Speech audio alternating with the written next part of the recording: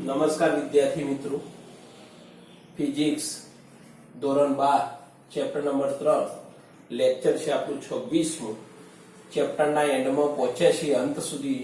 અંતની છેલ્લી થિયરીઓ છે. નવો ટોપિક છે, પ્રેક્ટિકલ પણ આવશે આનો, એટલે ખાસ સમજવું કેવી રીતના વર્ક કરે છે. પોટેન્શિયોમીટર.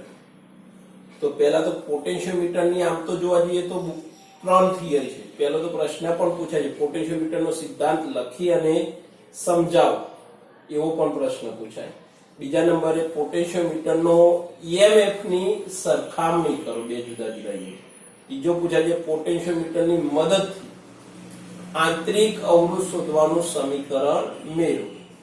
એમાંથી એ બે જ પ્રશ્નો આપણે અભ્યાસમાં લીધા છે અત્યારે. હા, બાકીના આગળના લેક્ચરમાં લઈશું. તો ચલો મિત્રો, ધ્યાન રાખજો. પોટેન્શિયોમીટર પહેલા તો કોને કહે છે તો એના વિશે પહેલા સમજીએ. તો પોટેન્શિયોમીટર એક એવી રચના છે કે જેમાં સતત બદલી શકાય તેવા અને સાથે સાથે માપી શકાય તેવા પીડી એટલે વિદ્યુત સ્થિતિમાન મેળવી શકાય છે. પોટેન્શિયોમીટર એવી શું રચના છે? તો વિદ્યુત સ્થિતિમાન મેળવવાની એક રચના બનાવતું સાધન છે. વિદ્યુત સ્થિતિમાન મેળવી શકાય એવું જે સાધન છે એને આપણે કહીએ છીએ પોટેન્શિયોમીટર. અથવા બીજા શબ્દોમાં કહેવું હોય તો વિદ્યુત સ્થિતિમાનનો તફાવત માપનાર સાધનને પણ પોટેન્શિયોમીટર જ કહે છે. પહેલા તો પોટેન્શિયોમીટર કોને કહે છે એના વિશે મેં તમને સમજાવ્યું. હવે પોટેન્શિયોમીટરની આકૃતિ, બેઝિક આકૃતિ કેવી હોય?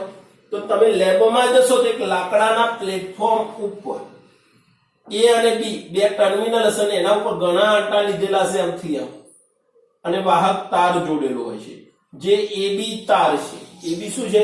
તાર. હવે એની સાથે શું જોડવામાં આવે? એક બેટરી જોડો એટલે એના EMF અને આંતરિક અવરોધ બે જોડે જાય છે. બેટરી બોલાય એટલે આંતરિક અવરોધ જોડે હોય. કર કે RB એટલે રજિસ્ટર બોક્સ, જેને ગુજરાતીમાં કહેવાય અવરોધ પેટી, જોડવામાં આવે છે. એવું જરૂર નથી કે જોડવી, ના જોડો તો પણ ચાલે. અમુક જગ્યાએ વખતે એની જગ્યાએ રિયોસ્ટેટ પણ જોડવામાં આવે છે.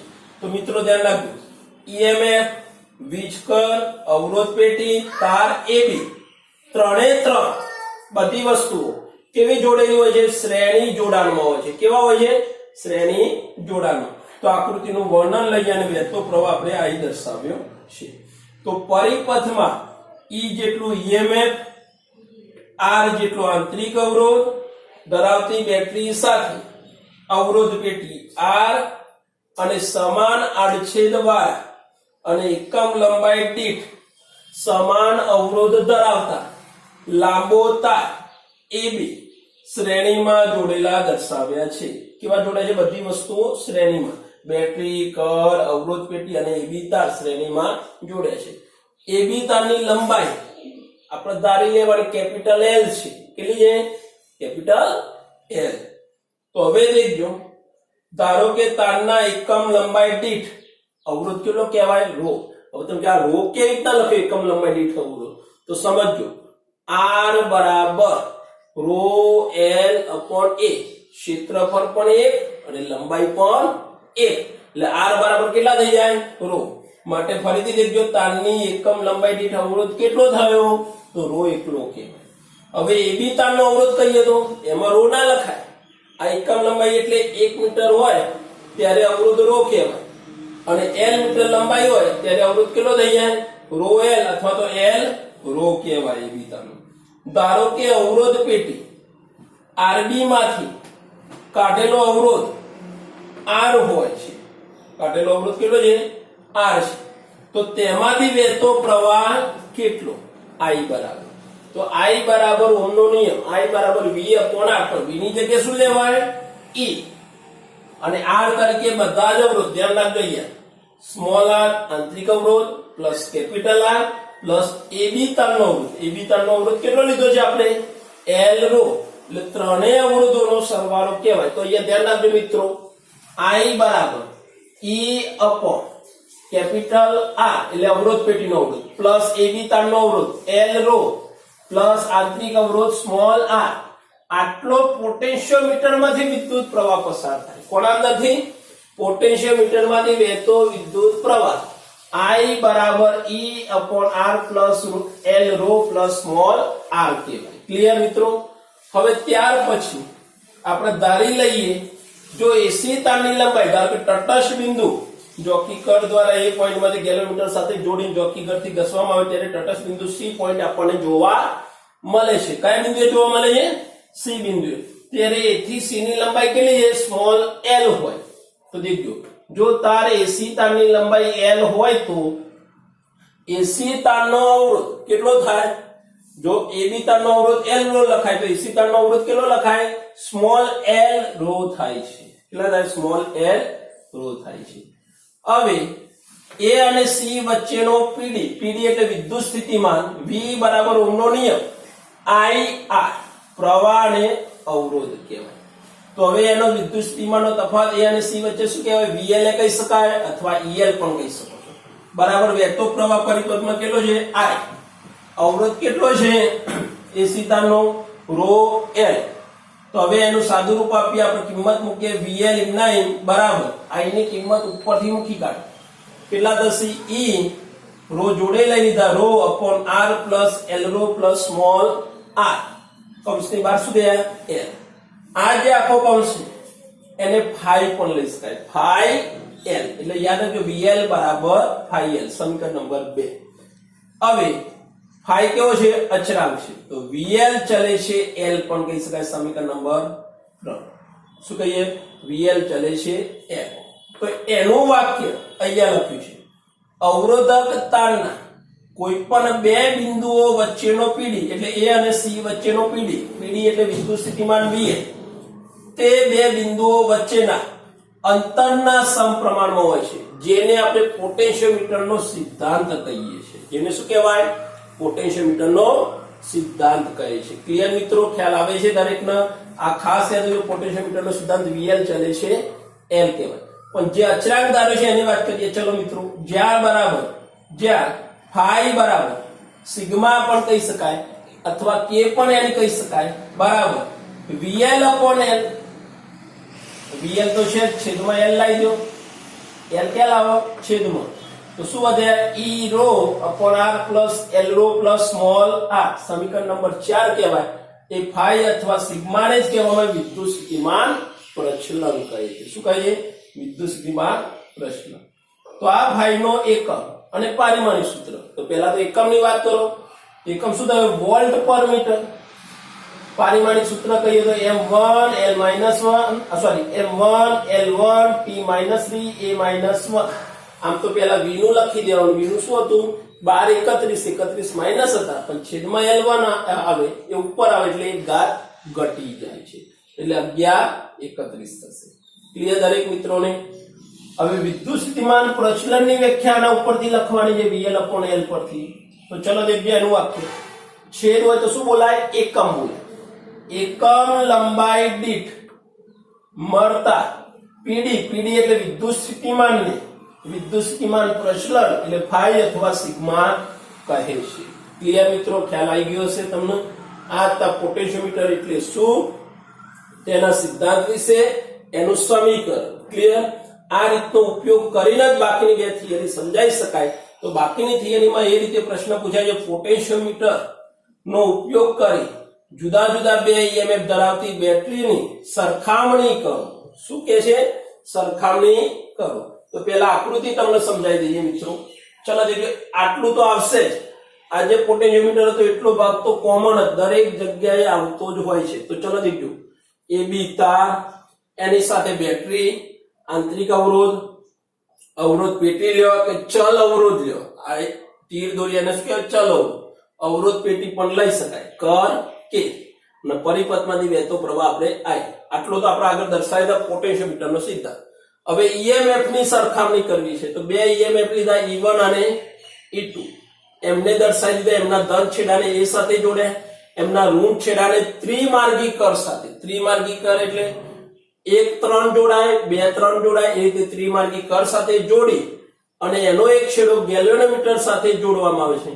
ગેલ્વેનોમીટરનો બીજો છેડો જોકી કર સાથે જોડવામાં આવે છે. કોના સાથે જોડવામાં આવે છે? જોકી કર. આ હતી આપણી આકૃતિ. હવે આકૃતિનું પહેલા તો બહારના પરિપથનું વર્ણન ઈએમએફ વગર. ચલો મિત્રો દેખજો અહીંયા લખ્યું છે આકૃતિમાં દર્શાવ્યા અનુસાર પોટેન્શિયોમીટરના A અને B છેડાઓ વચ્ચે છેડાના વચ્ચે શું કરીએ છે E જેટલા EMF અને R જેટલો આંતરિક અવરોધ સ્મોલ r વાળી બેટરી B એને આખાને શું કહીએ બેટરી B ચલ અવરોધ કેપિટલ R વીજ કર K1 વીજ કર શું લઈએ કર K1 જોડેલા છે ક્લિયર આ ફક્ત બાણના પરિપથની વાત કરી હવે આકૃતિનું વર્ણન આ EMF તો દેખજો આકૃતિમાં દર્શાવ્યા પ્રમાણે બેટરી E1 અને E2 ને સરખાવવા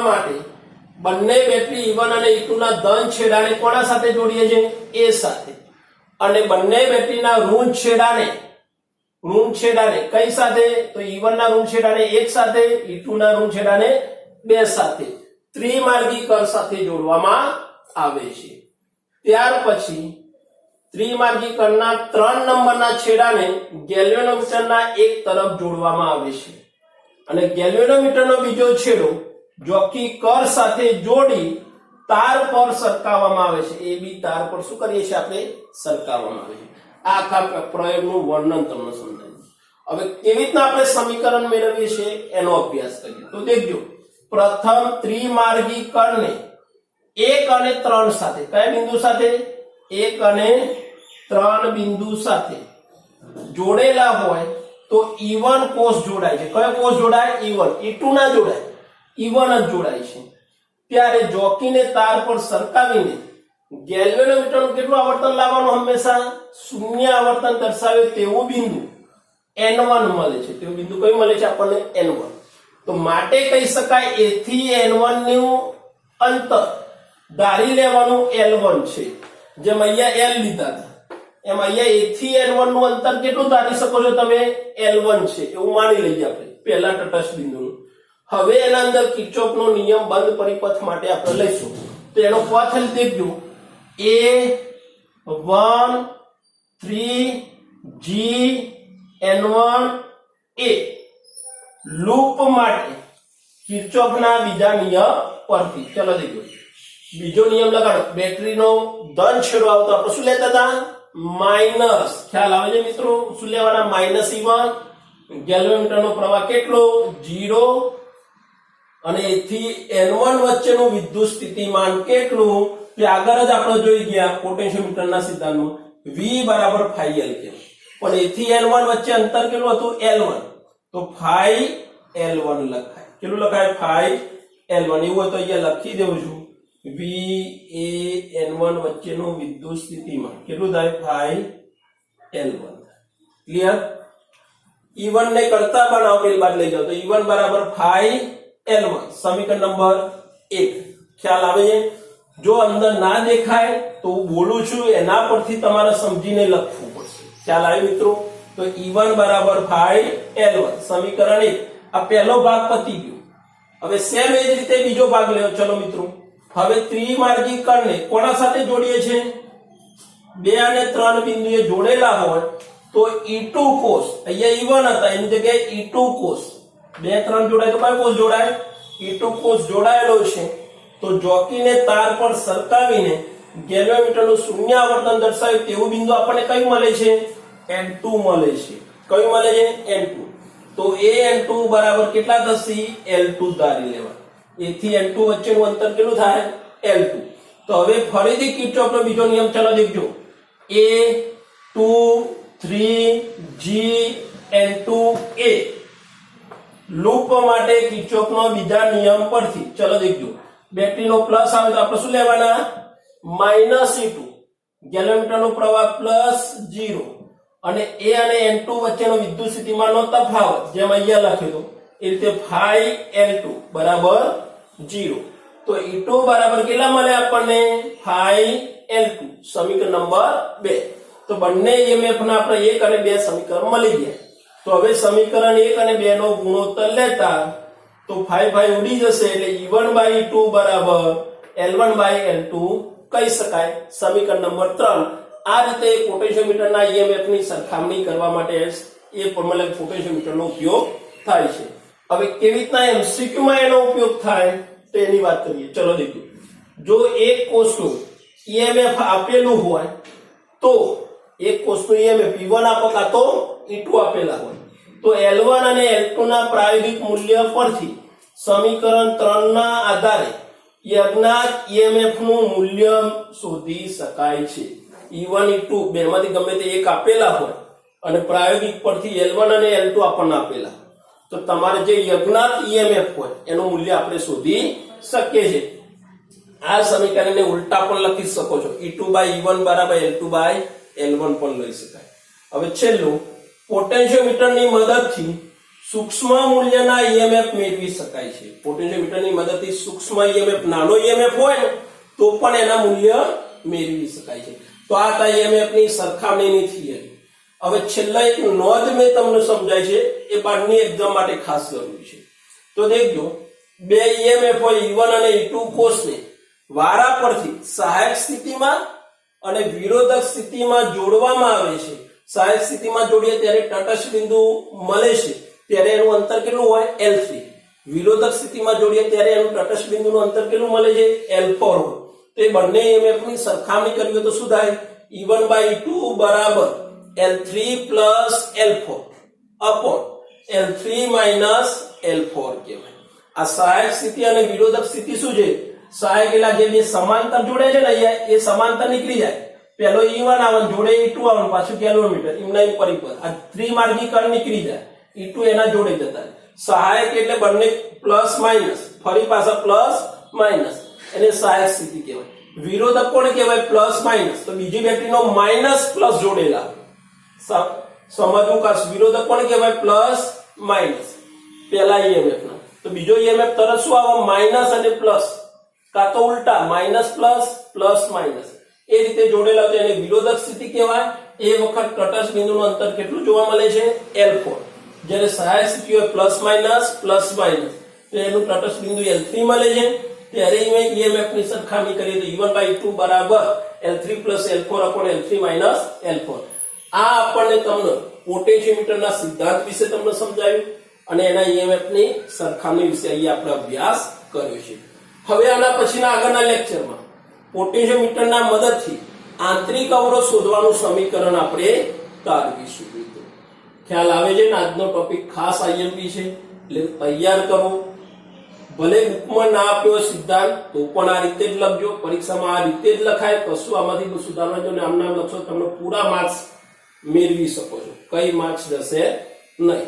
પરંતુ જે મહેનત કરાઈએ છે તે રીતે મહેનત સતત કરતા રહેવું જેથી કરીને તમારું ઉજ્જવળ ભવિષ્ય બની શકે.